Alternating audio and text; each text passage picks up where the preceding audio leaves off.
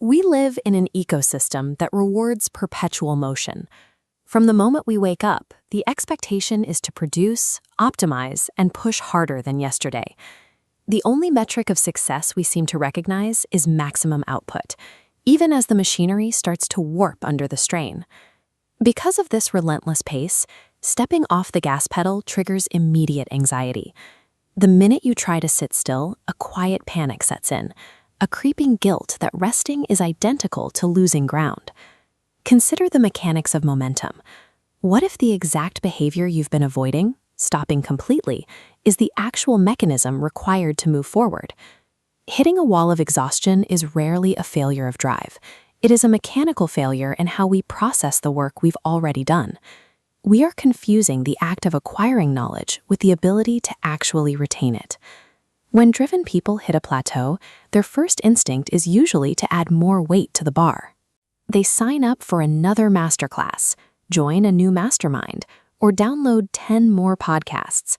They try to outlearn the feeling of being stuck. But there is a hard limit to cognitive load. Past a certain point, cramming in new strategies stops creating competence and starts creating mental traffic jams. This leads to a cycle where a solution that felt obvious on Sunday disappears by Tuesday. The insight passes straight through you because you never gave it a place to land. You cannot physically restructure your mental framework while simultaneously executing your next heavy lift task. If you are constantly moving, the new information simply slips right through the gaps. Constantly consuming high-level advice without building a mechanism to keep it is essentially active procrastination. You feel busy, but you remain exactly where you started. To make a shift permanent, the brain requires a specific, dedicated phase. It requires integration. Integration is the invisible heavy lifting. It is the period where your nervous system goes to work in the background, physically building the neural architecture needed to house a newly learned skill. If your system is flooded with the cortisol and adrenaline of constant motion, that construction process never gets the green light. The brain prioritizes immediate survival and execution over long-term structural upgrades. Exhaustion might force a collapse at the end of a 14-hour day, but integration involves a proactive choice to let the nervous system catch up to the intellect. Taking your hands off the keyboard isn't pausing the work. The pause is the work. It is the most active and necessary phase of the entire growth cycle. Consider the window of time immediately following a shift in your internal logic. This period is highly volatile. Instead of instantly asking, "What's the next step?" the question has to shift. The focus must turn inward to, "How do I allow what I've learned to become me?" This diagram shows a new realization locking into your mental framework. Absolute stillness acts as the fixative, cementing the structure. But if you immediately chase the next concept, the volume of incoming data shatters that delicate connection before it sets. When you are trying to solidify a deep personal transformation, speed actively works against you. Rushing is the enemy of permanence.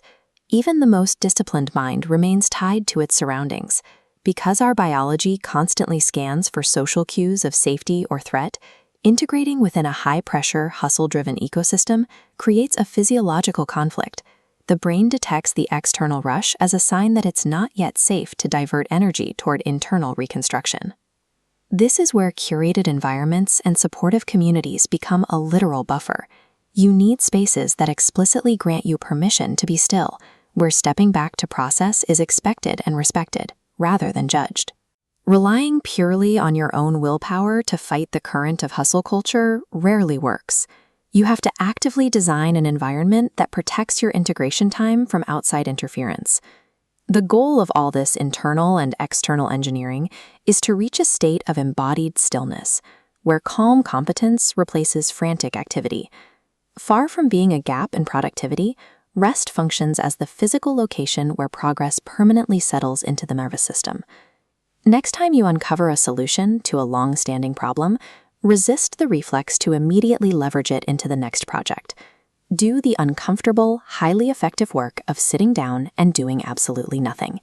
Because at the highest levels of mastery, the actions that generate the most explosive forward momentum often look exactly like absolute stillness.